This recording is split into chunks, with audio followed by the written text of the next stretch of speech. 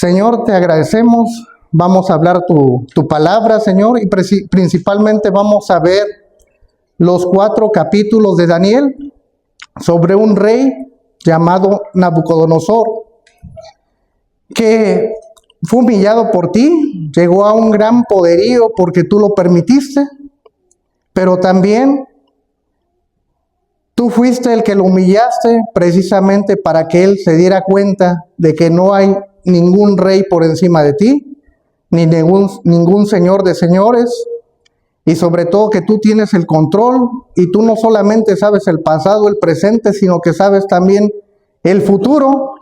Entonces, eso va a ser lo que nosotros vamos a confiar en tu palabra, en ti, y que salgamos con esa esperanza, Señor. Te agradecemos porque todos los que estamos aquí, de una u otra manera, estamos en este país, queremos a este país, queremos que a este país le vaya bien, y sobre todo queremos que los gobernantes siempre sean justos para cada uno de los que en él viven, Señor. Te agradecemos y te pedimos y que nos des esa esperanza en que todo va a pasar de buena manera. Amén. Bueno, el tema, ahí lo tenemos en la pantalla, se titula Cuando Dios humilla al soberbio y exalta su nombre. Y el título base, el texto base o el título bíblico, me fui al último capítulo de Daniel, bueno, no al último capítulo, perdón, al último versículo de Daniel 4, que es Daniel 4:37, donde dice: Ahora yo, Nabucodonosor, alabo y engrandezco y glorifico al Rey del cielo, porque tus obras son verdaderas, sus caminos justos, y él puede humillar a los que andan con soberbia. Aquí lo interesante es que es el libro de Daniel, pero esto es una confesión de Nabucodonosor. O sea, lo que escribió Daniel es lo que dijo en ese momento ese rey que se sentía por encima de todos, con esa soberbia, que siempre quería descuartizar a quien estuviera en contra de él. Entonces, ¿qué es lo que nos enseña la Biblia? Que la Biblia nos muestra que Dios no solo salva personas, sino también derriba orgullos, derriba sistemas y derriba reinos. Así que tuvieron que pasar los primeros 4 capítulos del libro de Daniel para que por fin se le quitara la soberbia al rey Nabucodonosor y aceptar al único Dios verdadero. Hay una pregunta aquí. ¿Creemos nosotros o consideramos o hemos visto en la actualidad o tal vez escuchado de algunos personajes que por tener cierto poder se sienten superiores a las demás personas, reinos o países?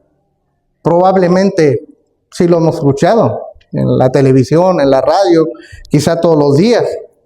Y si tal vez sí consideramos que estos personajes tienen esa prepotencia, esa soberbia, y que se sienten los reyes del poder y del mundo, pues tal vez están pasando por alguno de esos primeros 4 capítulos de Daniel. Tal vez están en el capítulo 1, les falta recorrer todavía 3 capítulos para llegar a la humillación de Dios. Tal vez vas en el 2, en el 3, o quizá ya están llegando al 4. Pero nos da la esperanza la Biblia y estos 4 capítulos de Daniel, los primeros 4, que Dios está al control de todo y que Dios está al control de nuestro futuro. Así que nosotros no sabemos qué nos va a pasar siquiera saliendo de aquí. Nosotros no podemos estar seguros si al acostarnos mañana vamos a despertar, pero Dios sabe lo que va a pasar en cada una de nuestras vidas. Muchos saben que yo quería quedarme soltero hasta que apareció Abigail. Uno no sabe, y ella llegó aquí a cantar. Así hermano Gustavo, hermano Manuel y otros, tranquilos, porque Dios sabe lo que les espera a ustedes. Sin que lo busquen, llega solo a uno. Bueno, entonces, al final lo que me gusta es que este rey llega a reconocer eso, que Dios es el que sabe todo, pero poco a poco le fue mostrando capítulo por capítulo que había un solo rey y un solo Dios. Porque si vemos esos 4 capítulos de Daniel, cuando él hablaba de su Dios o de sus dioses, siempre está escrito con letra minúscula. Pero cuando habla de Dios verdadero, siempre es la letra mayúscula. El hermano Gustavo no para de reírse. Bueno, entonces ahorita puede haber personas que tal vez tengan 79, 80 años, con mucho dinero, poder, que los hace sentirse los reyes del mundo y de la vida de las personas. Así también fue Nabucodonosor. Si no hacen lo que yo les digo, los voy a descuartizar. Si no hacen lo que yo les digo, los voy a meter al horno de fuego. Ahorita realmente pues puede pasar lo mismo en cualquier parte del mundo. Pueden hacerse llamar cristianos, se pueden tal vez congregar en alguna iglesia, ¿verdad? Pero lamentablemente su Dios es realmente el poder, realmente su Dios es la soberbia, y realmente su Dios puede ser el dinero. Y les importa, es un dicho, ¿verdad? Como no les importa nada, hay quienes dicen un cacahuate, un pepino, ¿verdad? Los sentimientos y la vida de las personas. Pero el crecimiento espiritual no depende de cuánta edad tiene una persona. El crecimiento espiritual depende de la conexión que esa persona puede tener con Dios.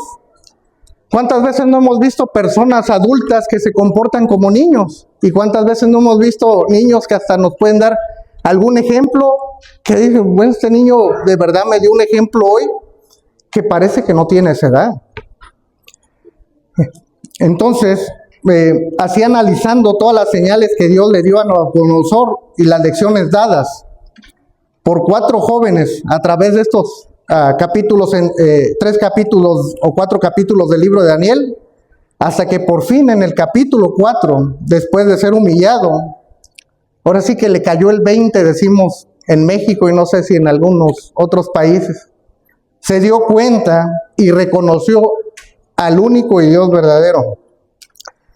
Vamos a analizar estos 4 capítulos de Daniel. En Daniel, del capítulo 1 al 4, vemos una progresión espiritual impresionante.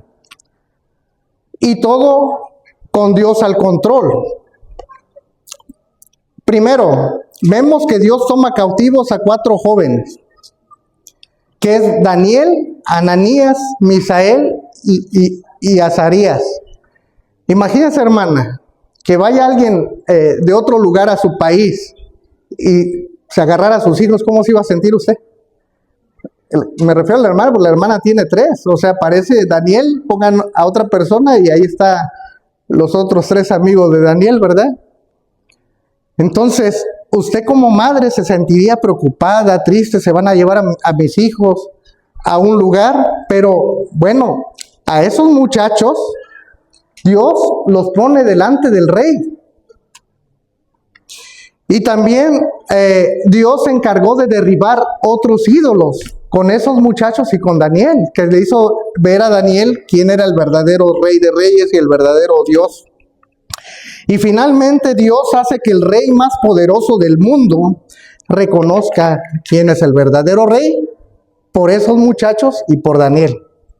Entonces, cuando leemos el libro de Daniel, el capítulo 1, bueno, no sé si esté por allá, pero aquí lo tengo.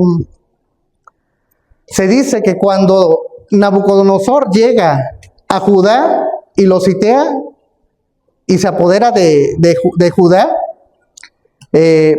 sitió toda Jerusalén, esa Babilonia, tenía 3 años reinando ahí Joacín. Ya tenía 3 años Joacín en el reino, ¿verdad? En este caso, pues, es como si dijéramos, tenía 3 años de ser presidente Joacín, pero llega el rey Nabucodonosor, agarra Jerusalén, prácticamente se apodera de Judá. ¿Pero por qué se apoderó? Y la respuesta la vemos en Daniel 1:2. Si tienen su Biblia en Daniel 1:2, podemos leer por qué pudo hacer eso. Ahí dice, y el Señor entregó en sus manos a Joacín, rey de Judá, y aparte de entregar al rey de Judá, también entregó parte de los utensilios de la casa de su Dios y los trajo a la tierra de Sinar, la casa de su Dios. ¿Y qué hizo el rey Nabucodonosor con esos utensilios? Los llevó a la casa de su Dios como una ofrenda, porque él también creía en un Dios, que no era el Dios que creemos todos, ¿verdad? Pero él agarró y lo llevó como una ofrenda ahí. Ahora, después, él dio órdenes al jefe de los reyes de los eunucos, el cual se llamaba Aspenaz, que llevara cautivos a unos muchachos del linaje real, de los príncipes, pero tenían que tener ciertas características. Las características que tenían que tener esos muchachos eran que no tenían que tener tacha alguna. Bueno, acá están otros dos muchachos también. No tenían que tener tacha alguna, o sea que tenía que ser unas personas correctas, que anduvieran como por un buen camino. También tenían que tener un buen parecer, que no se vieran pues sin color, que no se viera que les faltaba vitaminas, que se vieran vigorosos, fuertes, o sea que se vieran bien. También que fueran hombres que estuvieran enseñados, que tuvieran sabiduría. También que fueran hombres sabios en ciencias y de buen entendimiento. Es como si buscaran a quien lleva pura A+, ¿no? O puro 10 en la escuela, así los mejores. O sea, iban a tomar a los mejores. Y luego ellos iban a ser las personas idóneas para estar en la casa del rey. Fue orden del rey. Busca a estos muchachos, los vas a traer, y estos muchachos van a estar en mi casa, en la casa del rey. Y aparte de eso, se les iba a enseñar el idioma de ese tiempo, ¿verdad? Las letras y lenguas de los caldeos. Ahora, siguiendo aquí con la hermana, ¿verdad? Imagínense que digan, vamos a traer a sus muchachos, pero allá se les va a enseñar el idioma, se les va a enseñar el inglés, se les va a dar lo mejor. Es más, se les va a dar la comida que come el rey, y se les va a dar la bebida que bebe el rey. En este caso, pues era el vino, y en este caso, pues, ¿usted se iba a sentir más tranquila? A lo mejor y sí, pero si usted sabe que allá comen otras cosas que a usted y sus hijos sabe que no le agradan o que no lo toman, ¿verdad? Pues también iba a estar preocupada. ¿Cómo se le va a llevar la contra al rey? ¿Sí? Si mis hijos se oponen a no beber vino, o si mis hijos se oponen a no comer esa carne, bueno, Dios tiene todo al control. Y aquí lo vamos viendo. Entonces, todo será parte del rey. ¿Qué parecía? ¿Como un castigo? ¿Como un premio? Pues todo depende, ¿verdad? Si ponemos un vaso a la mitad, puede haber quien lo vea medio vacío, puede haber quien lo vea medio lleno. Nosotros también, en esa situación, bueno, ¿cómo vemos esa situación? ¿Estaba bien? ¿Estaba mal? Entonces, puse otra pregunta aquí. ¿Cómo nos sentiríamos comer del mismo menú del rey? Y que nos enseñaran otros idiomas y vivir en el palacio. Si dijeran, nosotros la mayoría somos de otros países. El presidente de allá te mandó a traer, vas a comer ahí, en la Casa Blanca. Vas a comer de lo que él come, vas a beber de lo que él bebe. Imagínense, ¿qué sería? ¿Un castigo o un premio? Pero todo eso pasó porque tenía planeado todo Dios, controlado todo, porque ahí mismo, como leímos, Dios permitió y Dios entregó. La enseñanza que nos viene dejando ese capítulo es que la derrota de Judá no fue el triunfo de Babilonia, sino fue el juicio soberano de Dios. En Daniel 1:8, Daniel 1, el versículo 8, ahí habla precisamente que Daniel y sus amigos deciden no contaminarse. ¿Por qué? Porque ellos sabían las escrituras. Ellos sabían precisamente qué se podía comer, qué no se podía comer, lo impuro, lo impuro. Entonces, ahí tenían que comer comida que a ellos no le agradaban o que sabían que no, Dios no la permitía. Y tenían que beber el vino del rey y tampoco no querían hacerlo. En Daniel 1:9, Dios hizo que Daniel se llevara bien con el jefe de los eunucos y con Melzar. Por ejemplo, el rey puso al jefe de los eunucos y el jefe de los eunucos puso a Melzar para que él tratara con esos muchachos. Entonces Daniel le dice al jefe de los eunucos que no quería contaminarse y que él solamente y sus amigos iban a comer legumbres y tomar agua.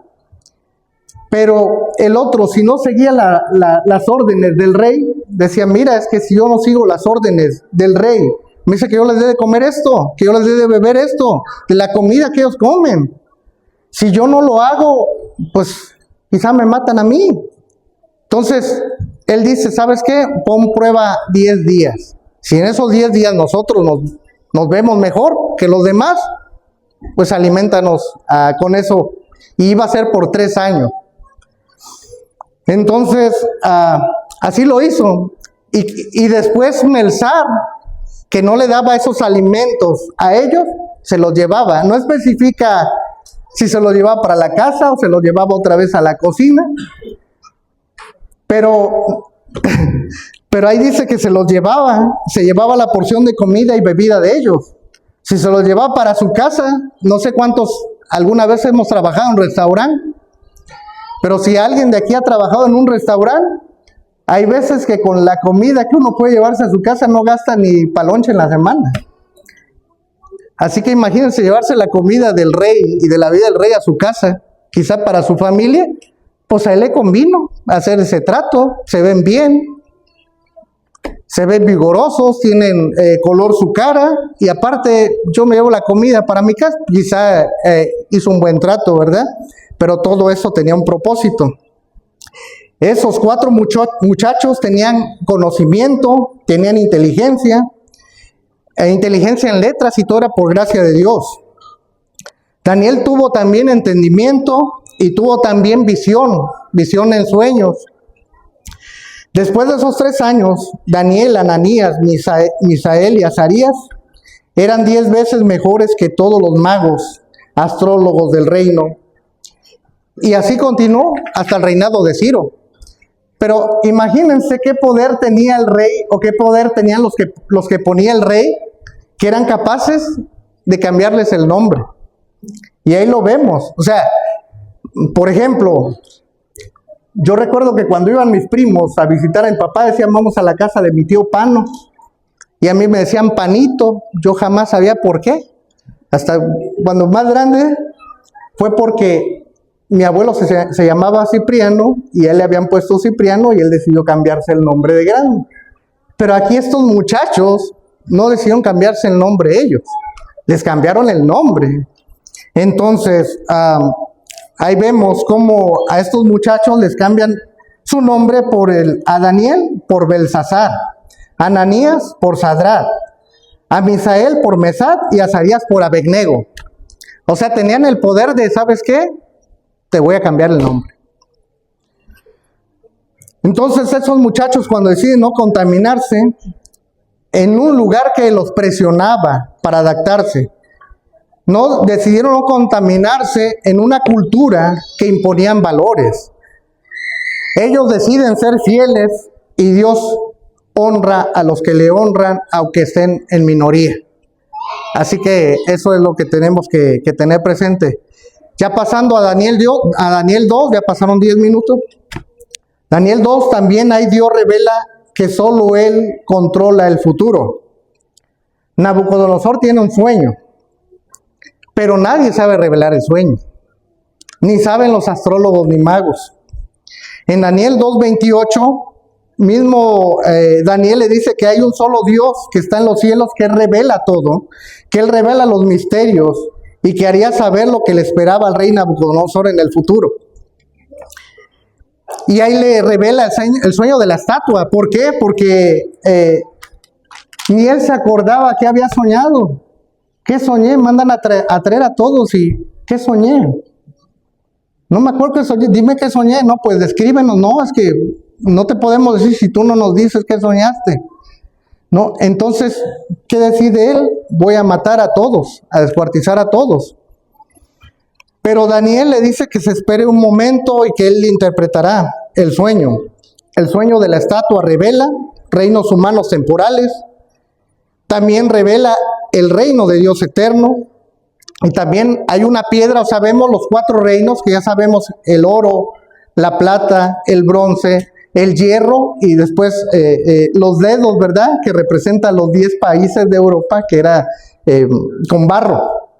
Bueno, pero que había una piedra que iba a venir y que no era cortada por hombre, sino no era cortada por mano humana, iba a destruir esa estatua, iba a acabar con todos los reinos y ya iba a poner el fin. Entonces, el mensaje clave ahí fue que los imperios pasan, pero el reino de Dios permanece para siempre. Siguiendo avanzando en el capítulo 3, vemos a un Dios que no comparte su gloria. Nabucodonosor levanta una estatua de oro, o sea, ya le revelaron el sueño. Entonces yo soy el oro, pues ahora voy a hacer mi estatua de oro. ¿Por qué? Porque yo soy el oro, ya me lo dijo Daniel. Entonces, si yo soy esa parte del oro, yo quiero que todo el mundo se dé cuenta que yo soy esa parte del oro, la cabeza, ¿no? Y él manda a hacer su estatua. Y ahí vemos que dice que fue de 60 codos de alto por 6 codos de ancho. Cuando investigué más o menos a cuánto equivalía un codo, se dice que entre 45 o 50 centímetros. Entonces estamos hablando de una altura más o menos aproximada de unos 9 o 10 pisos de alto. Y estamos más o menos aproximada, ¿verdad? Como la estatua, la que está en Brasil. ¿Cómo se llama la que está en Brasil? Cristo Redentor. Más o menos esa altura. La estatua de la libertad, la pura estatua, mide 46 metros. Entonces dice que esta tenía 30 metros más o menos de alto.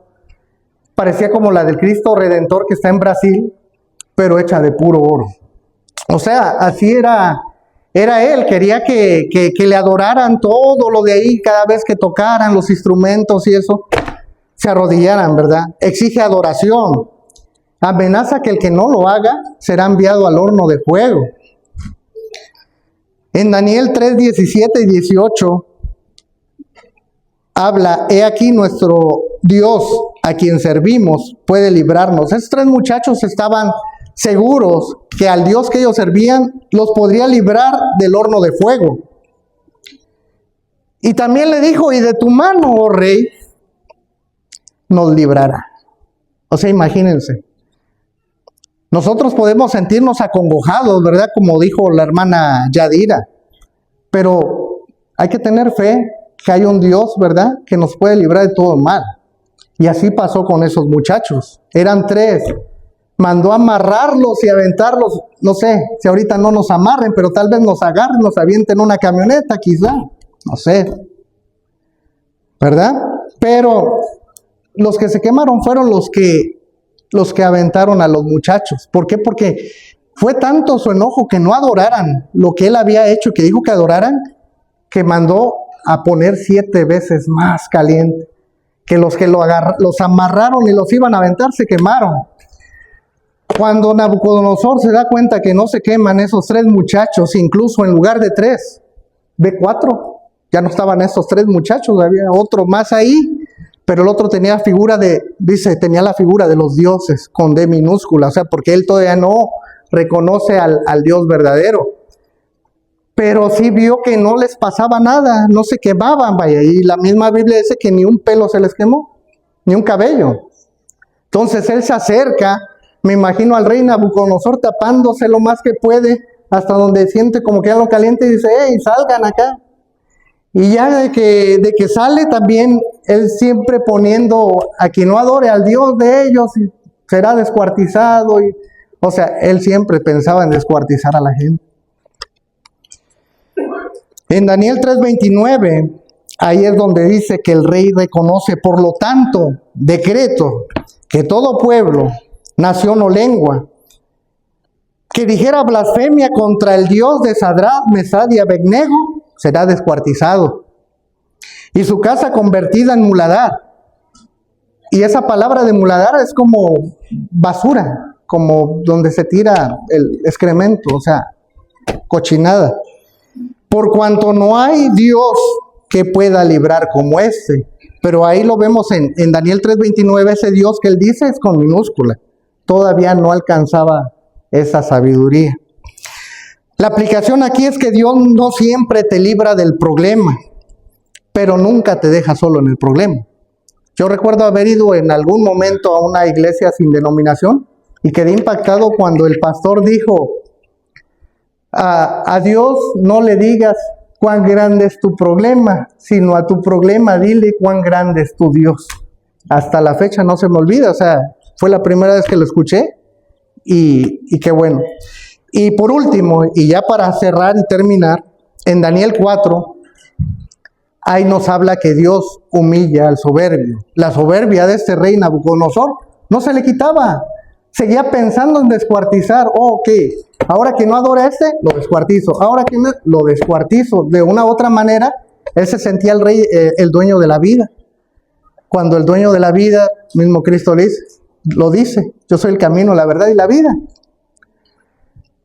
Ahí Nabucodonosor tiene otro sueño, un árbol grande que es cortado y que es dejado solamente el tronco.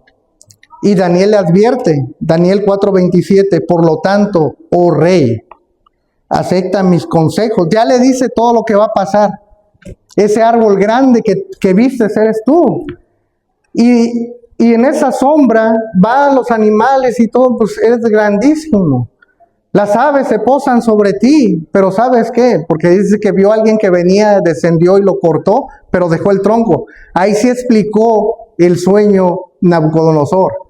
Era más fácil interpretarlo, pero nadie lo pudo interpretar, solamente Daniel. Porque Daniel, precisamente el que se lo revela es el Dios de arriba, el Dios del cielo. Entonces, ahí le hace la advertencia, le dice, eres tú, pero tu reino va a ser cortado, va a pasarte esto. Y en Daniel 4:27, por lo tanto, oh rey, acepta mis consejos. Tus pecados redime. Tus pecados redime y tus iniquidades haciendo misericordia para con los oprimidos. O sea, aquí vemos cómo a Dios le gusta que tengan misericordia para la gente, la minoría o los que están oprimidos.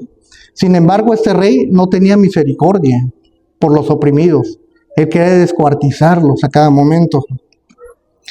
Pues tal vez será eso una prolongación de tu tranquilidad. No cortaba el tronco. Cuando no se corta el tronco, vuelve a brotar el arbolito. Empieza ahí y otra vez renace. Si se corta desde raíz, ya no renace. O sea, tenía la esperanza, pero él era tan orgulloso, ese rey, que, no sé, a veces me pongo a imaginarme a un personaje, ¿verdad? Aquí por Chicago, quizá, ahí en un edificio en lo más alto que él haya construido, porque así parece que nos dice Daniel 4:30, ¿no es esta la gran Babilonia que yo edifiqué? Para casa real con la fuerza de mi poder. Bien sintiéndose así, viendo desde arriba. Y para gloria de mi majestad. Pero ¿qué pasó en ese momento? Si leemos después de Daniel 4:30, ahí vemos que en ese mismo momento Dios lo humilla. Nabucodonosor pierde la razón. Se empieza a comportar y vive como animal. Todo lo que le había dicho Daniel, lo hizo. Empezó a comer hierba. ¿Y cuándo dejó de hacer eso? Hasta que reconoció a Dios. Mismo Daniel le dijo, van a pasar 7 tiempos. Entonces, ahí vemos por fin la confesión final en Daniel 4:37.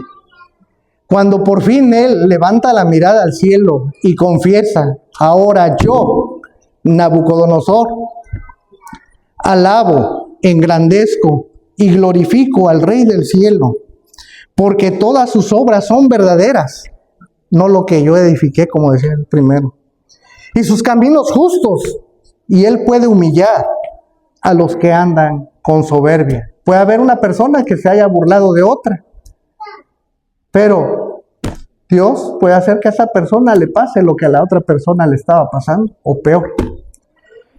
Así que el rey orgulloso se vuelve adorador. El soberbio reconoce justicia divina. El poderoso se rinde al Dios eterno. Las verdades centrales del texto: Dios, el Rey del cielo, sus obras son verdaderas, sus caminos son justos. Dios humilla al soberbio o a los soberbios. Y recordemos que Dios puede usar el horno para purificar, Dios puede usar la derrota para formar, y Dios puede usar la humillación para salvar. Y el orgullo parece a la caída, la humildad parece la exaltación. Así que, conclusión, Dios no humilló a Nabucodonosor para destruirlo, lo humilló para salvarlo. Y el mismo Dios de aquella ocasión nos llama a reconocer que Él es el Rey del cielo, que Él gobierna sobre nuestras vidas y que solo Él merece la gloria. Así que tengamos esa esperanza, hermano. ¿Sí? Porque no hay nadie mejor que nuestro Dios para que Él ponga todo en su lugar. Y Él quita, pone reyes, pone reinos, y Él sabe en qué momento, cuándo y por qué. Y porque Él conoce el futuro. Y nosotros no, nosotros nos limitamos. Así que muchas gracias. Vamos a tener una oración. Señor, te agradecemos porque en ti depositamos la esperanza. Así como Daniel y sus 3 amigos siempre tuvieron esa confianza en ti, Señor, en que los librarías de todo mal, y que si aún así no fuese, seguirían adorándote. Tal vez en nuestra vida pasan muchas cosas. Hay mucha gente que conocemos que en este momento no tiene trabajo, que en otros momentos tampoco lo tuvo por un u otro motivo. Conocemos a personas que se han portado bien toda su vida, que se han dedicado a trabajar y lamentablemente ya no se encuentran en este lugar. Pero conocemos de tu palabra y sabemos que tú tienes un motivo por el cual sucedieron estas cosas. Y sobre todo que ese motivo para cada una de esas personas puede ser para mejor cosa que les espere en su vida. Tú conoces el futuro de cada uno de nosotros. En ti ponemos la confianza, en ti ponemos la única exaltación, y en ti siempre vamos a estar agarrados de la mano, Señor. Y gracias por lo que nos das día a día, que estas cosas que suceden en nuestras vidas nos enseñen a agradecerte precisamente en el presente, olvidar el pasado, que cuando recordamos el pasado a veces nos lleva a una depresión. Cuando nos preocupamos por el presente, también en cierta forma nos da esa pues ese momento de ansiedad, igualmente que por el futuro, Señor. Así que debemos de vivir el presente y siempre confiar en ti, en que siempre estás junto a nosotros y jamás vamos a estar solos. En el bendito y sagrado nuestro Señor Jesús. Amén.